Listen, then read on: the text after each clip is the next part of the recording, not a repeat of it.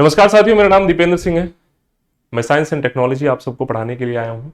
आज हम लोग एक बहुत ही बढ़िया दोस्तों चर्चा करने जा रहे हैं और चर्चा का विषय जो बहुत ही ज्यादा महत्वपूर्ण है और ये रेलेवेंसी कहां पर है ये मैं एक बार क्लियर कर देता हूं। ये जीएस पेपर 3 में बहुत ही ज्यादा साइंस एंड टेक्नोलॉजी विज्ञान और प्रौद्योगिकी के कुछ प्रश्न पूछे जा रहे हैं जो ट्रेंड में है 2023 और 24 में रिपीट हुए हैं। उसका एक प्रश्न मैं लेकर आया हूं, जरा ध्यान से देखिएगा। क्वेश्चन क्या कह रहा है पहले इसको समझिए। देखिए, आधा से ज्यादा सॉल्व पेपर तब हो जाता है जब आप क्वेश्चन को अच्छे से समझते हैं। और याद रखिएगा, मैं पढ़ाते समय बार बार बताता हूं कि मेंस के आंसर राइटिंग लिखना बहुत आसान है। बस इंपॉर्टेंट ये है कि जो टॉपिक आपको यहां पर दिख रही है वो टॉपिक आपकी आंखों के सामने से गुजरी हो, आपने कुछ उसके बारे में पढ़ा हो, तभी आप उसका एक सकारात्मक विश्लेषण यहां पर, एक एनालिसिस यहां पर आप कर पाएंगे। ध्यान रखिएगा, क्वेश्चन समझते हैं दोस्तों। क्वेश्चन कह रहा है, examine the role of nano technology in medical applications specially in drug delivery system. What are the potential health risk and regulatory challenge associated with its widespread use? चिकित्सा अनुप्रयोगों में नैनो प्रौद्योगिकी की भूमिका की परीक्षा कीजिए, विशेष रूप से औषधि वितरण प्रणालियों में इसके व्यापक उपयोग से जुड़े संभावित स्वास्थ्य जोखिम और विनियात्मक चुनौतियां क्या है। क्वेश्चन क्या कह रहा है जरा ध्यान से देखिए। यहां पर क्वेश्चन दोस्तों सीधा सा कह रहा है कि पहली बात तो आपको नैनो टेक्नोलॉजी के बारे में पता होना चाहिए कि सर जो मैं डिस्कस करने जा रहा हूं ये नैनो प्रौद्योगिकी आखिर है क्या। मैं इसके बारे में बात करूंगा। नैनो टेक्नोलॉजी है क्या, इसकी डेफिनेशन आपको पता होनी चाहिए, इसके एप्लीकेशंस पता होने चाहिए, इसके एप्लीकेशंस किस किस सेक्टर में हो सकते हैं यह पता होना चाहिए। और दोस्त, जितनी ज्यादा टेक्नोलॉजी आप यूज करेंगे, every technology has its pros and cons. प्रत्येक प्रौद्योगिकी के कुछ गुण एवं दोष हैं। मोबाइल ने बहुत सकारात्मक चुनौतियों को स्वीकार किया है तो कुछ नकारात्मक पक्ष भी यहां पर उसके देखने को मिलते हैं। तो यदि तकनीकी के कुछ उपयोग है तो इसकी कुछ खामियां भी हैं। तो दोस्तों हम लोग एक सीरियल बाय सीरियल बात करेंगे। नैनो टेक्नोलॉजी है क्या ये देखेंगे, मेडिकल एप्लीकेशंस में इसके क्या यूज हो सकते हैं, क्या प्रोडक्ट्स बनाए गए हैं, इस पर हम लोग चर्चा करेंगे। और फिर हम लोग बाद में चर्चा करेंगे चुनौतियों के बारे में कि हैजर्डस रिस्क क्या क्या अप्लाई हो सकते हैं, क्या क्या चुनौतियां आ सकती हैं इसमें, यह भी हम लोग देखेंगे। तो पहली बात हम लोग दोस्तों यहां पर करने जा रहे हैं, जरा ध्यान से देखिएगा। देखिए, मैं आपको एक एनालिसिस दे देता हूं कि आपको यहां पर कैसे करना है, एक प्रारूप बना दे रहा हूं, एक कंटेक्स्ट मैं आपको यहां पर प्रोवाइड कर रहा हूं कि कैसे इस आंसर राइटिंग सेशन को करना है, कैसे लिखना है आपको। पहली बात, सबसे पहली चीज तो आपको यह देखना है कि व्हाट इज नैनो टेक्नोलॉजी, ये पता होना चाहिए आपको, इसके बारे में लिखना है। What is nano technology, nano प्रौद्योगिकी क्या है, नैनो प्रौद्योगिकी क्या है। It's uses in medical sector, इसके चिकित्सीय अनुप्रयोग क्या है, इसके चिकित्सीय अनुप्रयोग क्या है, एथिकल कंसर्न क्या है, ये भी लिखना पड़ेगा मेंस में आपको। एथिकल कंसर्न क्या है इसका, एथिकल कंसर्न का मतलब नैतिक चुनौतियां क्या है, नैतिक खामियां इसकी क्या हो सकती हैं, पर्सनल लेवल पे भी हैं और विश्व स्तरीय भी। और लास्ट में आपको कंक्लूजन जरूर लिखना है। हालांकि देखिए, बहुत ज्यादा समय आपके पास वहां सब नहीं होता है, लेकिन मैं आपको इन 4 पॉइंट्स में जब डिस्कस करूंगा ना तो आपको चीजें समझ में आएंगी कि सर इसको करना कैसे है। ठीक है, पहले मैं आपको डिस्क्राइब करता हूं नैनो टेक्नोलॉजी है क्या। ध्यान से सुनिएगा, नैनो प्रौद्योगिकी क्या है। जब किसी भी चीज को, जब किसी भी सब्सटेंस को, इवन मैं अपना एग्जांपल ले रहा हूं, दीपेंद्र सिंह को 6 फीट हाइट है मेरी, मैंने क्या किया, दीपेंद्र सिंह को 1 नैनोमीटर में कन्वर्ट कर दिया। मैंने दीपेंद्र सिंह को क्या किया, 6 फीट हाइट से 1 नैनोमीटर का बना दिया, 10 की पावर 9 साइज जब मैं किसी भी चीज का 1 से 100 नैनोमीटर के बीच कर देता हूं तो इसको मैं बोलूंगा नैनो प्रोडक्ट्स। तो दीपेंद्र सिंह क्या हो गया, नैनो प्रोडक्ट हो गया। अब जरा बताओ, किसी भी चीज को यदि आप छोटा कर देंगे तो क्या उसके भौतिक, रासायनिक एवं जैविक गुणों में, physical, chemical and biological uses में, प्रॉपर्टी में चेंजेस नहीं आएंगे। अभी दीपेंद्र 6 फीट के हैं, अभी दीपेंद्र बिना दरवाजा खोले दरवाजे कमरे के अंदर प्रवेश नहीं कर सकते हैं। लेकिन जैसे ही दीपेंद्र सिंह को क्या किया गया, 1 नैनोमीटर का बनाया गया, तो दीपेंद्र सिंह को दरवाजा खोलने की आवश्यकता नहीं है। दीपेंद्र सिंह दरवाजे के नीचे से स्पाई कर सकते हैं कि कमरे में चल क्या रहा है, इमेजेस ले सकते हैं, बात सुन सकते हैं। दीपेंद्र सिंह किसी के कान से शरीर के अंदर प्रवेश कर सकते हैं, दीपेंद्र सिंह नाक के छेद से अंदर जा सकते हैं, नॉस्ट्रिल से अंदर जाकर बॉडी में फोटो कैप्चरिंग कर सकते हैं। मान लीजिए मुझे लीवर में दवा भेजना है, लीवर में मुझे क्या करना है, दवा भेजना है, टारगेट स्पेसिफिक डिलीवरी कर सकते हैं, क्योंकि मैं नैनो रोबोट्स बन गया हूं, मैं एक नैनो साइज हो गया हूं, मेरा कद क्या हो गया, छोटा हो गया, तो मेरे भौतिक, रासायनिक एवं जैविक गुणों में परिवर्तन आ गया। तो जब किसी भी सब्सटेंस को बहुत छोटा कर दिया जाता है 1 से 100 नैनोमीटर के बीच, तो इसे नैनो प्रोडक्ट्स कहा जाता है। और इस नैनो प्रोडक्ट को बनाने में जिस टेक्नोलॉजी का यूज किया जा रहा है, उस टेक्नोलॉजी को हम लोग दोस्तों क्या कहते हैं, नैनो तकनीक। तो हम कह सकते हैं कि नैनो प्रौद्योगिकी विज्ञान की वह शाखा है जिसमें हम किसी भी कण को 1 से 100 नैनोमीटर का बना देते हैं, उसे यूज करते हैं, तो उस कहीं ना कहीं उसके भौतिक, रासायनिक एवं जैविक गुणों में परिवर्तन आ जाता है। यही नैनो प्रौद्योगिकी है। तो पहले हम लोग डेफिनेशन लिखेंगे, ध्यान से देखिए, पहले हम लोग क्या करेंगे, डेफिनेशन लिखने जा रहे हैं, जरा ध्यान से देखिएगा। पहले हम लोग देखेंगे what is nano technology, what is nano technology, nano तकनीक क्या है। ठीक है दोस्तों, तो मैंने आपको क्या बताया कि जब किसी भी सब्सटेंस को 1 से 100 नैनोमीटर के बीच कर दिया जाए तो उसके फिजिकल, केमिकल और बायोलॉजिकल प्रॉपर्टी चेंज हो जाती है, इसी को हम नैनो टेक्नोलॉजी कहते हैं। तो मैं लिखकर भी आपको बता रहा हूं, ध्यान रखिएगा। What is nano technology? In this technology,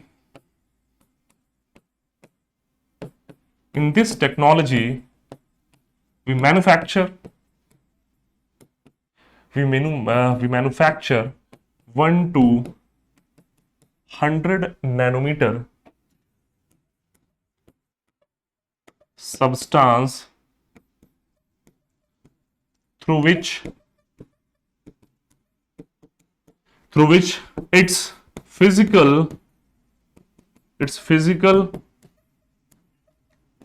chemical and biological property would be changed.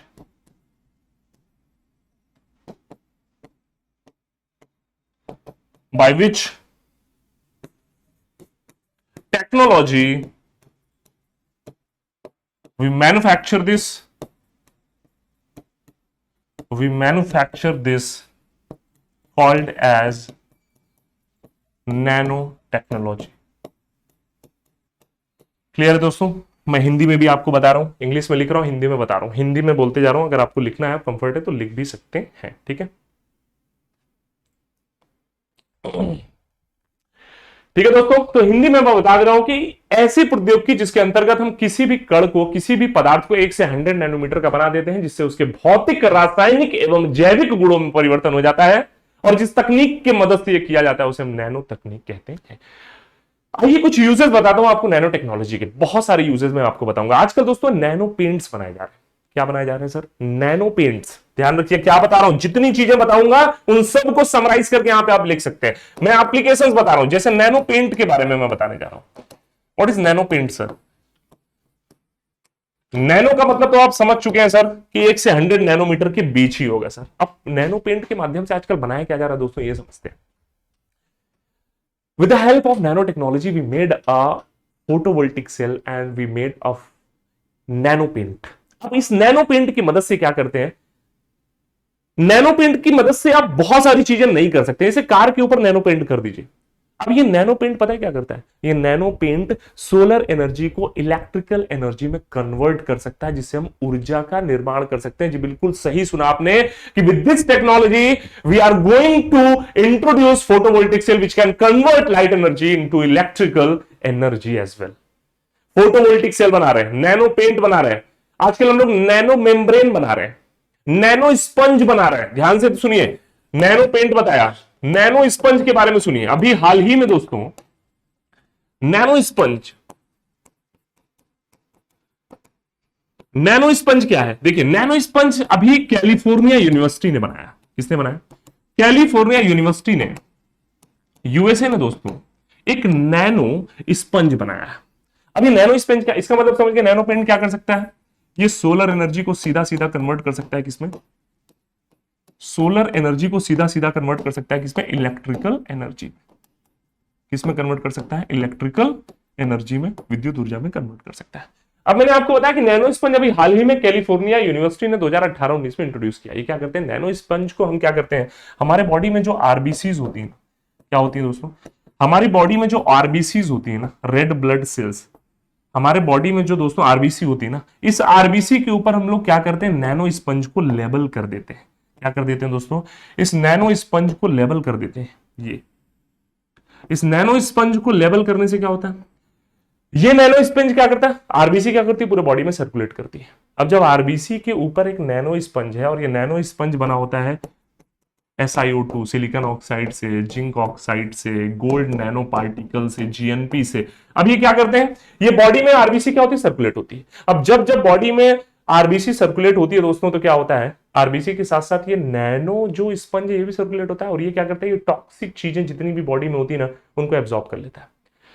Even California university ने नैनो स्पंज के मदद से क्या किया? बॉडी से, फेफड़े से कोविड-19 वायरस तक को एब्जॉर्ब कर लिया। इसलिए नैनो टेक्नोलॉजी आज बहुत ही ज्यादा इमर्जिंग हो चुकी है। शरीर में घूम घूम कर क्या करती है? ये जितने भी टॉक्सिक मटेरियल है उसको एब्जॉर्ब कर लेगी। और कैलिफोर्निया यूनिवर्सिटी ने बेसिकली नैनो स्पंज को इंट्रोड्यूस किया था कि फेफड़े से कोविड-19 जो वायरस फैला था 2019 में, उसको क्या कर सकती है? एक तरीके से एब्जॉर्ब कर सकती है। तो नैनो स्पंज के माध्यम से आप क्या कर सकते हैं? इसके क्या यूजेस निकल के आ रहे हैं? इसके मदद से आप क्या कर सकते हैं? Remove, we can remove toxic material from our body. समझिएगा कि नैनो टेक्नोलॉजी की मदद से ये सारी चीजें बनाई गई। आप जितने भी आपके अंदर टॉक्सिक मटेरियल है, इसको क्या कर सकते हैं? आप निकाल सकते हैं। इसके अलावा कैलिफोर्निया ने क्या किया? With the help of nano sponge,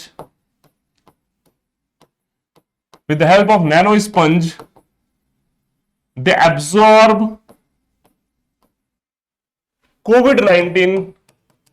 COVID-19 virus as well from lungs।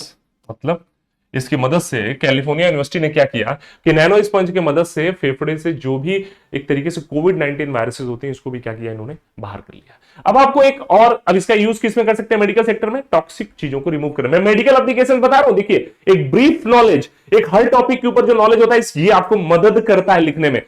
Uses of nano technology in medical applications कैसे अप्लाई कर सकते हैं? पहला आप लिख सकते हैं किसके बारे में? नैनो स्पंज के बारे में आप लिख सकते हैं। ठीक है, अब जरा देखिए एक और चीज बता रहा हूं आपको। नैनो मीजल्स का निर्माण किया गया। What is nano measles sir? Prelims के लिए बहुत इंपॉर्टेंट है। 2023-24 में प्रीलिम्स में भी क्वेश्चन आया, नैनो मीजल्स क्या होते हैं? What is nano measles? कैसे बनाया जाता है? इसका क्या करता है? देखिए ध्यान से। नैनो मीजल्स एक पार्टिकल होता है। नैनो मीजल क्या होता है? एक अणु होता है। इसको कैसे बनाया गया? डिटर्जेंट और लिपिड के मिश्रण से इसको बनाया गया। किससे बनाया गया? इसको दो चीजों से बनाया गया दोस्तों। किससे किससे बनाया गया? Detergent plus lipid mixture. किससे बनाया गया? डिटर्जेंट और लिपिड मिक्सचर को मिलाकर क्या बनाया गया? नैनोमीजल्स बनाए गए।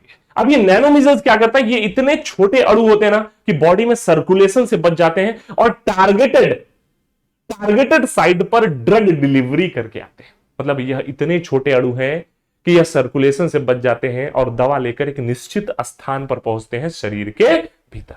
मतलब इसका यूज किसमें कर सकते हैं? दवा के वितरण में इसका यूज कर सकते हैं। तो यहां पर हम लोग लिख सकते हैं नैनोमीजल्स are made by the mixture of detergent and lipid, and they are so small particle that they can distribute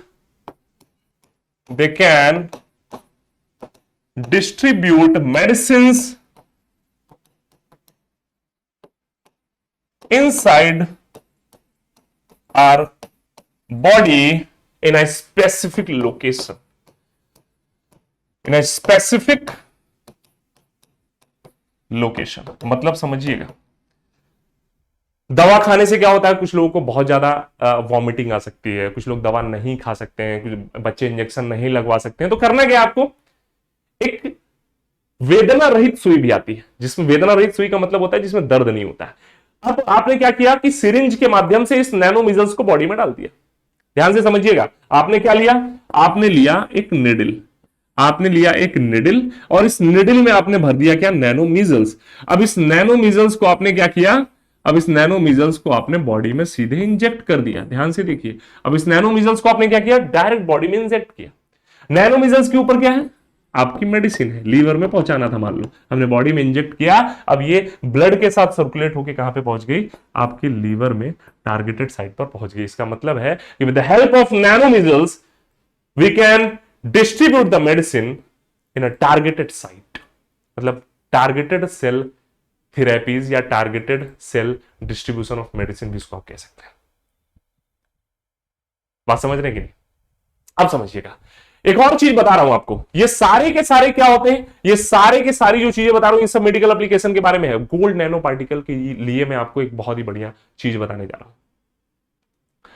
देखिएगा, ध्यान से समझिएगा कि गोल्ड नैनो पार्टिकल क्या होता है। ध्यान से देखिए, अब मैंने आपको कितनी चीजें बताई मेडिकल एप्लीकेशंस की। पहला मैंने आपको बताया दोस्त, ध्यान रखिएगा, नैनो टेक्नोलॉजी क्या है ये तो आप समझ गए। नैनो टेक्नोलॉजी का मेडिकल एप्लीकेशंस क्या है, उसमें यही चीजों को लिखना है कि with the help of nano technology we made a lot of products like nano paints, we can convert the solar energy into electric energy with the help of nano paints. With the help of nanotechnology, we made a nano sponge also, and these nano sponge can absorb toxic material and exert through our body. इसके माध्यम से हम क्या कर सकते हैं, toxic चीजों को बॉडी से हटा सकते हैं। तीसरा मैंने क्या बताया, नैनोमीजल्स। नैनोमीजल डिटर्जेंट और लिपिड के मिक्सचर होते हैं, और इसके माध्यम से हम टारगेटेड साइट पर ड्रग डिलीवरी कर सकते हैं। मेडिकल साइंस कितनी आसान होती जा रही है, ध्यान से समझिए। चौथी चीज बहुत ही महत्वपूर्ण बताने जा रहा हूं, ध्यान से समझिएगा। Gold nano particle, direct prelims में प्रश्न आता है, what is gold nano particle, बहुत सारे लोग नहीं बता पाते। देखिए, गोल्ड नैनो पार्टिकल के बारे में बताने जा रहा हूं। जीएनपी डायरेक्ट क्वेश्चन प्रीलिम्स में देखेंगे, कम से कम 20 से 25 बार मिलेगा, what is GNP and by whom they discovered. तो साइक्रो टॉलरेंट अंटार्कटिका रीजन से, ध्यान रखिएगा, साइक्रो टॉलरेंट अंटार्कटिका जो आपके आर्कटिक और अंटार्कटिक रीजन में बहुत ही एक्सट्रीम कंडीशन है, परमाफ्रॉस्ट कंडीशन यहां पे पाई जाती है। परमाफ्रॉस्ट कंडीशन का मतलब जहां पर भी बर्फ 3 साल 4 साल से ज्यादा समय तक जमी हुई है, 3 साल 4 साल तक वहां की बर्फ पिघली ही नहीं, तो उसको परमाफ्रॉस्ट टर्म जो है वो यूज कर सकते हैं।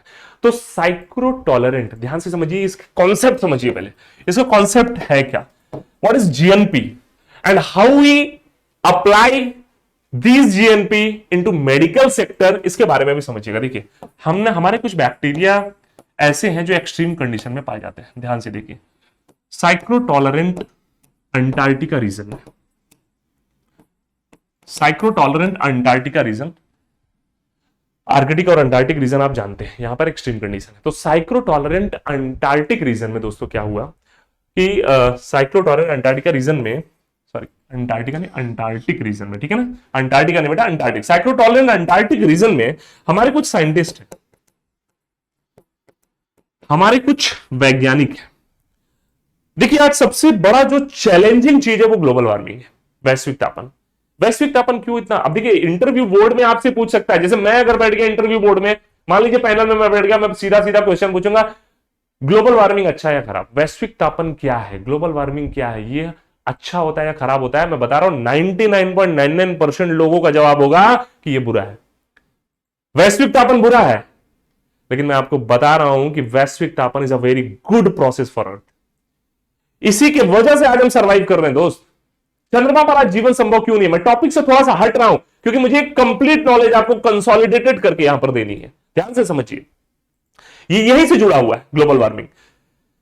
अब आप कहेंगे सर वैश्विक तापन कैसे करा, वैश्विक तापन से जलवायु परिवर्तन हो रहा है सर, क्लाइमेट चेंज हो रहा है सर, ग्लेशियर पिघल रहे हैं सर, ग्लेशियर पिघल रहे हैं सर, सुनामी आ रही है, बारिश इतनी ज्यादा हो गई है, ये जलवायु परिवर्तन है सर, 1.5 से 2 डिग्री सेल्सियस तापमान बढ़ गया। मैं बता रहा हूं ग्लोबल वार्मिंग किसकी वजह से हो रहा है, ग्रीन हाउस इफेक्ट, हरित गृह प्रभाव, जिसकी 6 गैसें होती हैं, मुख्य रूप से कार्बन डाइऑक्साइड रिस्पॉन्सिबल है। आज चंद्रमा पर जीवन संभव इसलिए नहीं क्योंकि वहां पर ग्रीन हाउस गैसेस नहीं है। अगर चंद्रमा पर ग्रीन हाउस गैसेस होती तो आज चंद्रमा पर भी जीवन संभव होता। चंद्रयान 1 2008 में लॉन्च करके हमने ये तो देख लिया कि चंद्रमा पर पानी है और जल ही जीवन है, ये कहना गलत होगा यहां पर। क्यों? क्योंकि कार्बन डाइऑक्साइड जीवन है, ऑक्सीजन भी, मैं कह रहा हूं कि ऑक्सीजन तो एक प्राणवायु गैस है, लेकिन CO2 उससे भी बढ़कर है। कैसे? ये हीट को ट्रैप करती है। ये क्या करती है? इंफ्रारेड रेडिएशन को ट्रैप करती है, जिससे पृथ्वी का तापमान रात में घटता नहीं है। आज चंद्रमा पर जीवन इसलिए नहीं संभव है क्योंकि चंद्रमा पर दिन का तापमान 65 डिग्री सेल्सियस से 70 डिग्री सेल्सियस तक जाता है, और वहीं रात में -30 से लेकर -40 डिग्री सेल्सियस हो जाता है। कौन सर्वाइव करेगा यार? कौन सर्वाइव करेगा भाई? यही ग्रीन हाउस गैस अगर चंद्रमा पे होती तो दिन में अगर 55 से 60 डिग्री सेल्सियस तापमान जा रहा है तो रात में 52 से 53 रहता, 50 रहता, 48 रहता, 40 रहता, लोग सर्वाइव कर सकते थे। तो पृथ्वी पर आज जीवन संभव इसलिए है क्योंकि पृथ्वी पर बहुत ज्यादा टेम्परेचर इन्वर्जन नहीं है due to green house gases. क्यों? यहां पर रात और दिन के तापमान में बहुत ज्यादा अंतर नहीं हो पाता। क्यों? क्योंकि ग्रीन हाउस गैस है। समस्या कहां पे है? समस्या है ग्रीन हाउस गैसों के सांद्रता में वृद्धि होना। इनका जो कंसंट्रेशन लगातार बढ़ रहा है, यह एक समस्या का विषय बना। तो you have to prevent the exertion of carbon dioxide to maintain our global health. कहीं ना कहीं कार्बन डाइऑक्साइड के इमिशन को कम करना पड़ेगा। खत्म नहीं कर सकते। 0.03% कार्बन डाइऑक्साइड पाई जाती है, खत्म कर देंगे पूरी पृथ्वी फ्रीज हो जाएगी। जितना है उतना ही रहना चाहिए, इसकी सांद्रता में वृद्धि नहीं होना चाहिए। 2070 का हम लोग एक टारगेट लेके चल रहे हैं, सस्टेनेबल डेवलपमेंट गोल 2030 से 70 कर दिया। 2070 में zero carbon, net carbon emission zero करना है। नहीं करेंगे पृथ्वी के जलवायु परिवर्तन होता रहेगा। तो ग्लोबल वार्मिंग इज अ अच्छा process, green house gas is अच्छा गैस, वेरी गुड गैस है, लेकिन इनकी सांद्रता में वृद्धि गर्मी को ज्यादा बढ़ा रही है। ज्यादा बढ़ाएगी। मोन्टाना जैसे ग्लेशियर, अमेरिका का, यूएसए का 150 से ज्यादा ग्लेशियर थे, करीब 10 12 15 बचे हुए, बाकी सारे पिघल जा रहे हैं। ये समस्या का विषय। सांद्रता को रोकना है, कार्बन डाइऑक्साइड को खत्म नहीं करना है मेरे भाई, ध्यान रखिएगा। अब ये गोल्ड नैनो पार्टिकल क्या है, जरा ध्यान से देखिए। अब मैं आपको क्यों बता रहा हूं ये चीज, क्योंकि साइंटिस्ट ने दावा किया है कि अगर सारे के सारे ग्लेशियर पिघल गए तो इतने ज्यादा बैक्टीरियल इंफेक्शन इस धरती पर विश्व में फैलेंगे कि लोगों के पास इलाज ही नहीं है।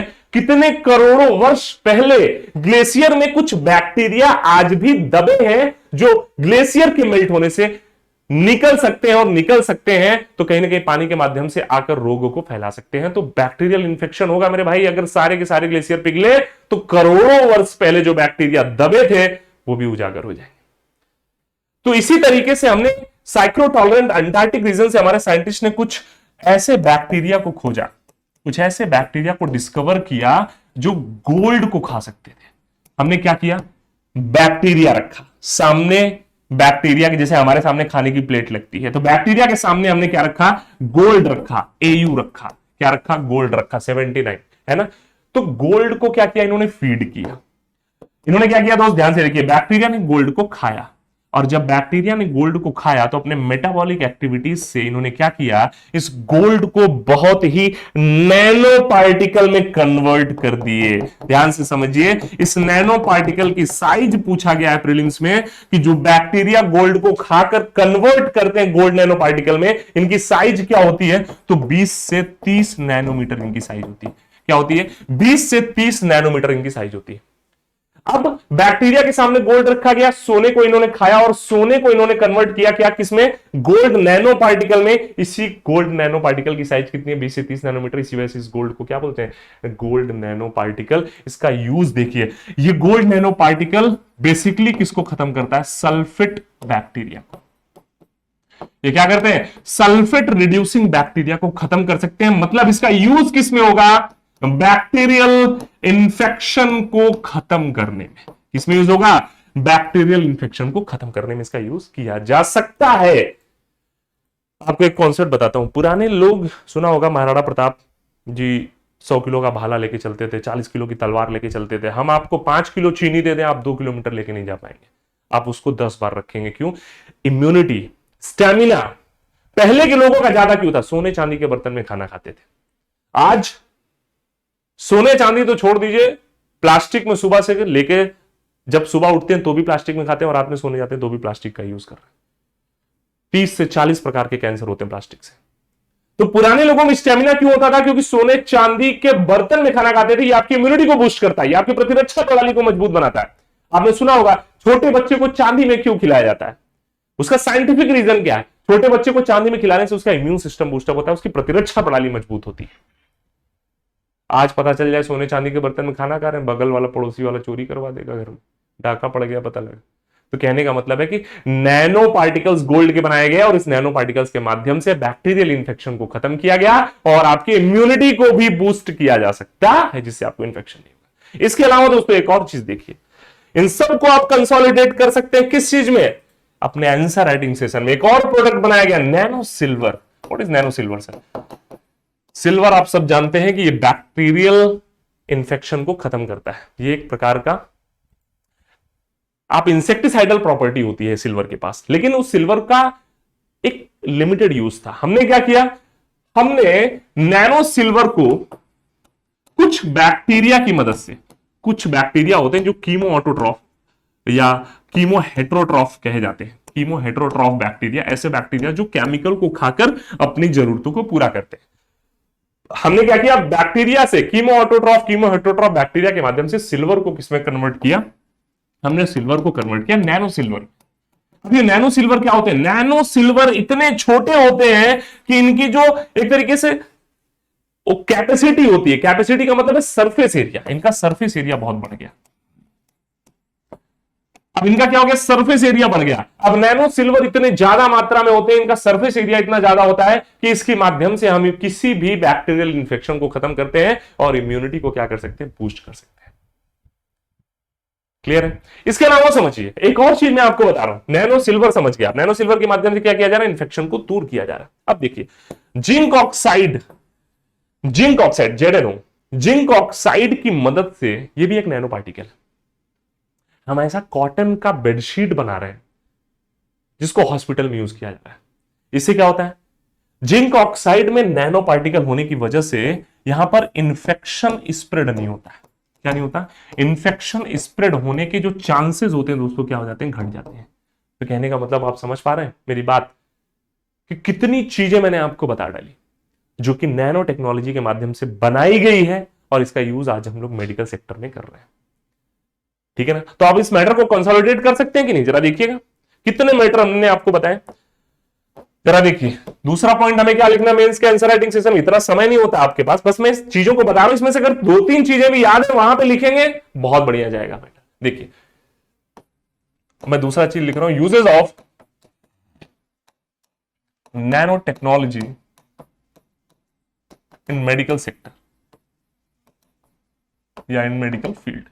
तो क्या पॉइंट आप लिख सकते हैं, जरा ध्यान से देखिए कैसे लिखेंगे आप। पहला मैंने क्या बताया था, नैनो पेंट को अगर आप नहीं लिखना चाह रहे तो उसको छोड़ दीजिए, कोई दिक्कत नहीं है, लेकिन आप यहां दूसरे से उठा लीजिए, नैनो स्पंज से। ठीक है, तो पहला यूज क्या लिख सकते हैं, with the help of nano sponge, फटाफट लिखना है आपको। ठीक है, with the help of nano sponge we can remove toxic material from our body, Hindi में बता रहा हूं कि नैनो स्पंज की मदद से आप अपने शरीर में उपस्थित विषाक्त पदार्थों को खत्म कर सकते हैं। तो मेडिकल सेक्टर में यूज हो गया। दूसरा मैंने क्या बताया, with the help of nano measles, with the help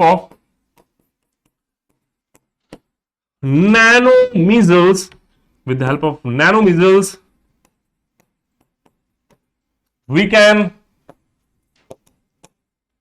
distribute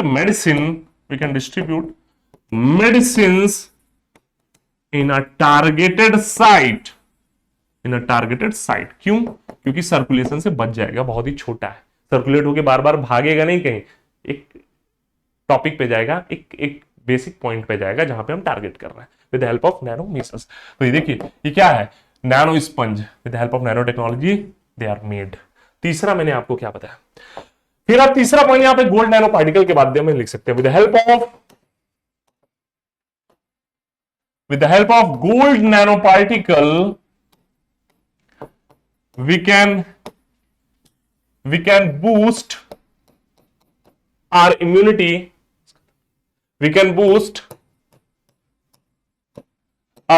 immunity, and we can prevent and can prevent bacterial infection as well. तो ये भी मेडिकल सेक्टर हुआ।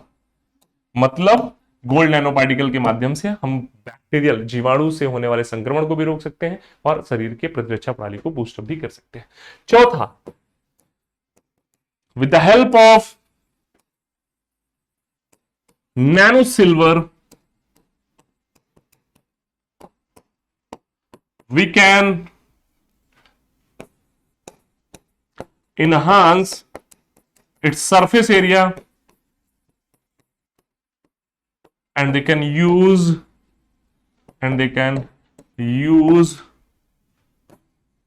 for preventing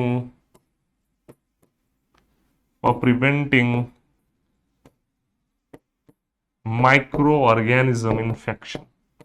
मतलब सिल्वर की मदद से हम क्या कर सकते हैं, सूक्ष्म जीवों से होने वाले संक्रमण को भी समाप्त कर सकते हैं। इसके अलावा कुछ आपको मैं और चीजें भी बता रहा हूं। जैसे आज नैनो टेक्नोलॉजी की मदद से कुछ काजल बनाए गए। ये देखिए काजल बनाया गया। ये देखिए मैं आपको एक और चीज बता रहा हूं, यहां पे जरा ध्यान से देखिएगा। द हर्बल काजल बनाया गया। आप ऑनलाइन साइट पे सर्च करेंगे आपको हर्बल काजल मिल जाएगा। कैसे बनाया गया? Such as herbal kajal, plasma, etc. also indicate the use of nanotechnology. Kajal has been prepared since ancient time. कैसे? कोकोनट ऑयल और collecting suit on silver plate. Coconut oil और उसके ऊपर ढक दिया जाता है, मिट्टी का प्लेट आता है, उसको ढक देते हैं, काजल बन जाता है। लेकिन उस काजल से क्या होता है, इन्फेक्शन भी होने का खतरा रहता है। लेकिन आजकल जो इसके माध्यम से नैनो काजल्स बनाए जा रहे हैं, जो कि कार्बन बेस्ड नैनो मटेरियल है, have great importance in the field of cosmetic. मतलब नैनो टेक्नोलॉजी का यूज सिर्फ मेडिकल सेक्टर में नहीं है, कॉस्मेटिक में भी। कॉस्मेटिक में मैं आपको बता रहा हूं ऐसी ऐसी क्रीम आ गई हैं, ऐसी क्रीम आजकल अवेलेबल है जिसके अंदर नैनो रोबोट्स हैं। क्या है?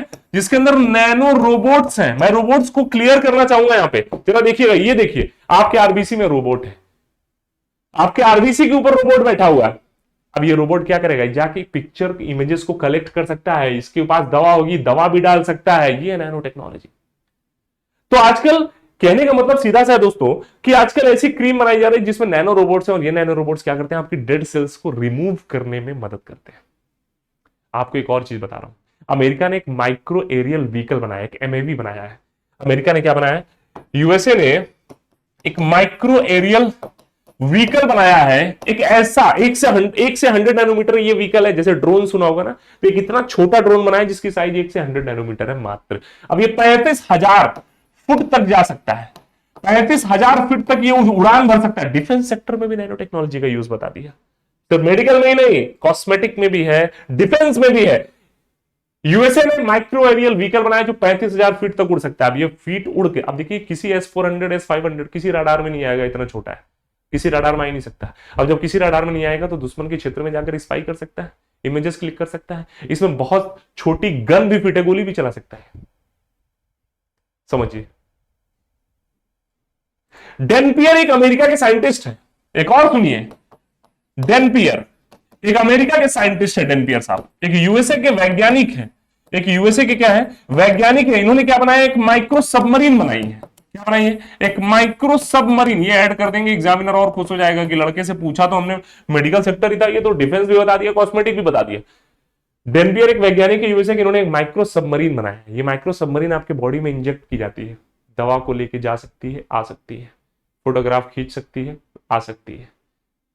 मतलब इसके माध्यम से क्या कर सकते हैं? इसके माध्यम से कहीं ना कहीं आप रोगों का पता लगा सकते हैं। क्या कर सकते हैं? रोगों का पता लगा सकते हैं। You can find out the peculiar disease inside your body. ये तो यूजेस बता दिए सर। आप एथिकल कंसर्न पे भी आ जाइए सर, थोड़ा सा सर इसकी डिमेरिट्स भी बता दीजिए। डिमेरिट्स क्या है? क्योंकि मेरिट और डिमेरिट्स दोनों पे बात करनी। चुनौतियां क्या है, कमियां क्या है इस टेक्नोलॉजी की? इस टेक्नोलॉजी में कभी कभी प्रोग्रामिंग फेल भी हो सकती है। मतलब मेरा समझिएगा, मान लीजिए आपने एक ऐसा रोबोट बनाया जिसको प्रोग्रामिंग दी। अब ये प्रोग्रामिंग आपके बॉडी में जाके कुछ ऐसे केमिकल चेंजेस हुए कि इसकी प्रोग्रामिंग चेंज हो गई, और प्रोग्रामिंग चेंज होने की वजह से जो काम इसे करना था वो काम नहीं भी कर सकती, दूसरे जाकर ऑर्गन पे अफेक्ट कर सकती, जिससे आपको समस्याएं आ सकती है। तो कहने मतलब है बॉडी में ऑर्गन फेल्योर होने के चांसेस भी हैं। तो पहली डिमेरिट क्या है? Due to this organ failure can happen। मतलब इसके मदद से ऑर्गन फेलियर हो सकता है। इसके अलावा नैनो टेक्नोलॉजी के माध्यम से जब हम नैनो प्रोडक्ट्स को बनाते हैं तो कुछ नैनो पॉल्यूशन भी निकलता है, जिसको कितना भी मास्क लगा लोगे वो तुम्हारे अंदर जाएगा ही जाएगा। जैसे साउथ अफ्रीका में एक पर्वत है, उस पर्वत का नाम अभी याद नहीं आ रहा, वहां पे माइक्रो प्लास्टिक, नैनो प्लास्टिक की बारिश हुई है। मतलब बारिश में मछलियां तो सुना होगा तुम लोगों ने कि बारिश में मछलियां गिरती हैं, करंट वेव होती है, ऊपर जाती है, गिरती है मछलियां। प्लास्टिक सुना कहीं कि बारिश में प्लास्टिक हो रही है, बारिश की जगह बारिश में प्लास्टिक है। और ऐसे प्लास्टिक आपके ब्लड में पाई जा रही। साउथ अफ्रीका के वहां पे जो ट्राइब्स है उनका ब्लड जब चेक किया गया तो देखा गया उनके ब्लड में प्लास्टिक ही जिससे कैंसर हो रहा है। तो नैनो पार्टिकल की मदद से जब आप नैनो चीजों को बनाएंगे तो उससे जो पोल्यूशन हो रहा है वो भी नैनो है, और ना चाहते हुए भी आप उसको इनहेल कर रहे हैं जिससे कैंसर होने के चांसेस है। तो due to nano pollution,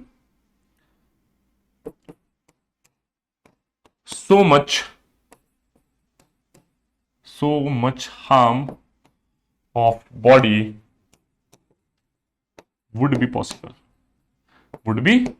like cancer। Bracket में क्या लिख सकते हैं आप, कैंसर हो सकता है। ठीक है, तो कैंसर होने के भी चांसेस है, समझिएगा। तो कहने का मतलब है कि कहीं ना कहीं ड्रॉबैक भी है। नैनो पार्टिकल के माध्यम से जो नैनो पॉल्यूशन हो रहा है ये सबसे बड़ा ड्रॉबैक है, और इसको आप इनहेल कर रहे हैं, ये आपकी बॉडी में जा रहा है, इससे कहीं ना कहीं समस्याएं इमर्ज हो रही हैं, इसके माध्यम से समस्याएं हो रही हैं। ठीक है, तो कहने का मतलब है कि एक तो मैंने आपको बताया ऑर्गन फेलियर हो सकता है, दूसरा मैंने बताया कि नैनो पोल्यूशन के माध्यम से आपके कैंसर होने के चांसेस भी हैं। तीसरा, नैनो पेंट्स जो बनाए जा रहे हैं, जो नैनो मटेरियल आजकल बनाए जा रहे हैं, जैसे कि कार्बन की मदद से आज बहुत सारी चीजें बनाई जा रही हैं। जैसे कार्बन की मदद से हम लोग क्या बना रहे हैं, ग्राफीन। 2004 में ग्राफीन बनाया गया, जो कि कार्बन के एक लेयर होता है, कार्बन के एक एटम का लेयर होता है, स्टील से 200 गुना मजबूत होता है। बुलेट प्रूफ जैकेट्स बनाने में यूज कर रहा है, बुलेट प्रूफ जैकेट बनाने में भी हम लोग इसको यूज कर रहे हैं। लेकिन जब आप किसी कार्बन एलोट्रॉप को आप इनहेल करते हैं, ध्यान से सुनिएगा, जब आप किसी कार्बन एलोट्रॉप को आप इनहेल करते हैं, जैसे कि हीरा, डायमंड एक कार्बन का एलोट्रॉप है, graphene, fluorine, buckminster fullerene 3D structure है। तो जब आप इसको आपकी बॉडी में अगर ये इनहेल हुआ, अगर ये गया आपके शरीर में, तो आपके ब्लड ब्रेन बैरियर BBB को फेल करके आपके ब्रेन में पहुंच सकता है, जिससे आपकी ब्रेन हैमरेज भी हो सकती है। ब्रेन हैमरेज होने का भी चांस है, मतलब पैरालिसिस अटैक भी आपको हो सकता है इसके माध्यम से। तो कुछ ड्रॉबैक्स तो है। तो कंक्लूजन में आप क्या लिखेंगे जरा मुझे बताइए। कंक्लूजन में आप सीधा सीधा लिख सकते हैं कि एवरी टेक्नोलॉजी, एक लाइन में बताओ, every technology has it's pros and cons. प्रत्येक तकनीकी के गुण एवं दोष है, उसी तरीके से नैनो तकनीक के भी कुछ दोष है, जैसे कि नैनो पोल्यूशन। लेकिन भारत को अभी इस पर काम करने की बहुत ही ज्यादा आवश्यकता है, भारत को अभी काम करना पड़ेगा। हालांकि 2004 में इसका रिवॉल्यूशन बहुत हुआ था भारत में, जब खोजा गया था दोस्तों, क्या जब खोजा गया था ग्राफीन, खोजा गया था। क्या खोजा गया था, ग्राफीन जब खोजा गया, तो इट्स अ रिवॉल्यूशन, ये क्रांति थी भारत में नैनो टेक्नोलॉजी के फील्ड में। लेकिन अभी भी भारत को बहुत काम करने की आवश्यकता है। इन 2-4 लाइनों में आप कंक्लूजन लिख के खत्म कर सकते हैं। ठीक है, तो किसी भी मेंस से आंसर राइटिंग सेशन को आपको करने के लिए क्या करना पड़ेगा, पहले उसके बारे में लिखिए, उसके पॉइंट्स बनाइए, डीमेरिट जरूर लिखना है, डीमेरिट आपको जरूर लिखना है, इस बात को ध्यान रखिएगा। आपको मेरिट्स तो बताने, आपको यूजेस तो बताने, लेकिन उससे दुष्परिणाम क्या है ये आपको बताना ही बताना है। और उसके बाद लास्ट में इतना टाइम नहीं होता कि आप 10 पन्ने लिख सकते हैं, 200-250 वर्ड में बहुत लिमिटेड आपको लिखना पड़ेगा। अगर 5, 6, 7 प्रोडक्ट मैंने नैनो पार्टिकल, नैनो टेक्नोलॉजी के बताया, इसमें 4 भी तुम्हें याद है, लिख दोगे, कोई इशू नहीं है, लेकिन 7 के 7 लिख के आओगे तो बड़ा अच्छा रहेगा।